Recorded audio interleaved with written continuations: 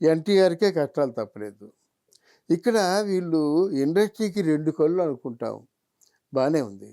కానీ ఇండస్ట్రీకి 2 కళ్ళుగా పేరు తెచ్చుకోవడానికి ఈ నటులు పడే తపన చెప్పనలవి కాదు.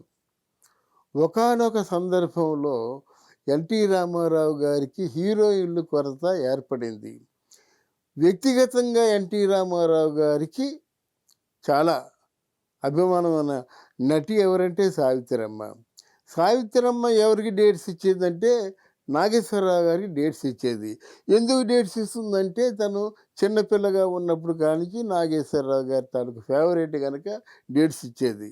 ఇందులో నాగేశ్వరరావు గారు ఏం చేసేవారంటే సావిత్రమ్మ డేట్స్‌ని బ్లాక్ చేసి పెట్టేవారు. ఈయన ఎన్టీ రామారావు గారు ఏదైనా కథ విన్నట్టయితే విన్న వెంటనే సావిత్రి గారిని సంప్రదించమని చెప్పేవారు. సావిత్రి గారిని సంప్రదిస్తే ఆల్రెడీ డేట్స్ బుక్ అయిపోయాయని చెప్పేది. ఇలాగుండేది మాట. అయితే తమ్ముడు త్రివిక్రమరావు గారు చాలా ఇంకోసారి చెప్తాను ఆయన గురించి గానీ చాలా సిద్ధహస్తుడు. ఇప్పుడు నాగిరెడ్డి గారి చక్రపాణి ఎలాగో, అన్నపూర్ణ సంస్థకి మధుసూదనరావు గారు ఎలాగో, అలాగే ఎన్‌ఏటీ బ్యానర్‌కి త్రివిక్రమరావు గారు అంతే ధీశాలి, పట్టుదల గల మనిషి. చాలా ఆయన అనుకుంటే సాధిస్తాడనమాట. అనుకుంటే సాధించి అంత కంట్రోల్ ఉంది గనకనే సౌత్ ఇండియన్ ఫిల్మ్ ఛాంబర్‌కి అధ్యక్షుడిగా ఒక 15 సంవత్సరాల పాటు ఉండగలిగాడు. అది. అప్పుడు, అప్పుడు ఎంకరేజ్ చేసినటువంటి నటీమణి దేవిక. అయితే దేవికలో ఏదైనా జానపద చిత్రాలకి వాటికి బాగుండేది గానీ, సాంఘిక చిత్రాల్లో 'శభాస్ రాముడు' ఇట్లాంటి సినిమాల్లో ఉన్నప్పుడు ఆయనకెందుకో అంత ప్రధాన రంజకంగా ఉండేది కాదు. సావిత్రి పక్కన యాక్ట్ చేసినప్పుడు వచ్చినటువంటి అప్లాజు దేవికతో యాక్ట్ చేసేవాడు గానీ, అంతగా మరి రాణించేది కాదనమాట. అప్పుడేం చేశారు, బి. సరోజని పట్టుకొచ్చారన్నమాట. ఆ బి. సరోజ ఆ ఫోటోలు చూసి చాలా అందంగా ఉంటుందని అప్పుడు చాలా ఒక ఎవరో చూడముచ్చటగా ఉంది, సావిత్రి అమ్మకి పోటీ వస్తుంది అని భ్రమపడుతున్న రోజుల్లో బి. సరోజ వచ్చింది. పాండురంగ మహాత్సవంలో ఆ క్యారెక్టర్ వేసింది. తర్వాత బి. సరోజ కొన్ని సినిమాల్లో యాక్ట్ చేస్తున్నప్పటికి కూడా తను పక్కన ఎప్పుడూ హీరోయిన్ అంటే ఎందుకో రామారావు గారు కొంచెం మొదటి నుంచి ప్లాన్ ఉండేది. ఒక హీరోయిన్ కాదు, ఇద్దరు ముగ్గురు హీరోయిన్లు, ఒక నలుగురు హీరోయిన్లు మనతో యాక్ట్ చేస్తే మన తాలూకు అభిమానులకు కూడా బాగుంటుందని చెప్పేసి తర్వాత 'శ్రీకృష్ణ పాండవి' సినిమాకి కేఆర్ విజయ్ గారిని తీసుకొచ్చారు. కేఆర్ విజయ్ ఎన్టీఆర్‌తో యాక్ట్ చేసినప్పటికి కూడా ఇటు నాగేశ్వరరావు గారితో యాక్ట్ చేసేది, అటు మన హీరో కృష్ణ గారితో కూడా యాక్ట్ చేసేది. హర్నాథ్ వీళ్ళందరి పక్కన యాక్ట్ చేసేసరికి ఆవిడ కూడా మొహం మొత్తి కృష్ణకుమారి గారిని హీరోయిన్‌గా తీసుకోవడం జరిగింది.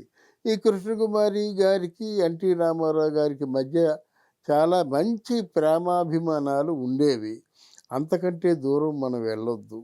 కానీ ఏదో మొత్తానికి నాగేశ్వరరావు గారికి, సావిత్రికి మధ్య కెమిస్ట్రీ ఎంత బాగా కుదిరిందో, కృష్ణకుమారికి ఎన్టీ రామారావు గారికి మధ్య కెమిస్ట్రీ కూడా అంతే బాగా కుదిరింది గనక చాలా సినిమాల్లో యాక్ట్ చేసింది.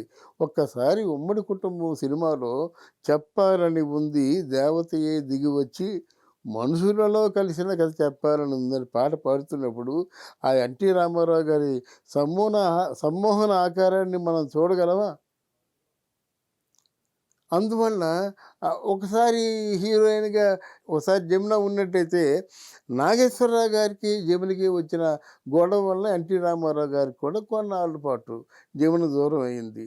అలాగే 'మంచి మనిషి' ఇట్లాంటి సినిమాల్లో యాక్ట్ చేసినప్పుడు కూడా 'గులేబా కావాలి' అది యాక్ట్ చేసినప్పుడు కూడా జమునని కూడా ఎందుకో హీరోయిన్‌గా రాణించలేకపోయింది గానీ, కృష్ణకుమారి చాలా కాలం ఎన్టీ రామారావుతో హీరోయిన్‌గా చేయడం జరిగింది. తర్వాత ఒకానొక టైంలో 'చంద్రకళ' కూడా 'వరకట్నం', 'తల్లా పెళ్ళామా' ఇట్లాంటి సినిమాల్లో ఆడపడుచు సినిమాలో అసలు ఆడపడుచు అంటే చంద్రకళే అనే విధంగా ఉండేటువంటి చంద్రకళని ఆ 'వరకట్నం' సినిమాలో 'తల్లా పెళ్ళామా' సినిమాలో హీరోయిన్‌గా పెట్టుకోవడం జరిగింది. ఇక్కడ చెప్పొచ్చేదేమిటి, ఎన్టీ రామారావు లాంటి ఆర్టిస్ట్‌కి హీరోయిన్‌లు కొరత. హీరోయిన్‌ల గురించి ఆగిపోవడం. ఇలా కొన్ని జరిగాయన్నమాట. అయితే ఎన్టీ రామారావు గురించి నేను నేను పరిశీలించిన విషయాలేంటంటే, నాగేశ్వరరావు గారికి కొన్ని హోము కన్సర్న్స్ ఉండేయి. హోమ్ ప్రొడక్షన్స్ ఉండేవిమాట. ఒక సినిమాలో యాక్ట్ చేస్తే ఇప్పుడు 'చిన్ని బ్రదర్స్' అంజలి సంస్థ. ఎప్పుడు అంజలి దేవి ఏ సినిమా చేసినా Nageswara Rao. 'Babu movies' Nageswara Rao. 'Prasad art productions' Nageswara Rao. 'Jagapathi films' Nageswara Rao. Suresh productions Nageswara Rao. ఇలాగా యార్లగడ్డ శంభుప్రసాద్, శంభు ఫిలిమ్స్ నాగేశ్వరరావు. ఇలా నాగేశ్వరరావు గారితో సినిమాలు తీసే వాళ్ళందరూ కూడా వరుసగా సినిమాలు తీశారు కానీ ఆయనకి ఎప్పుడూ గ్యాప్ రాలేదు. అందుకే ఒక అడుగు, అంటే ఎదురులేని మనిషి చిత్రం వరకు ఒక అడుగు ముందున్నాడు.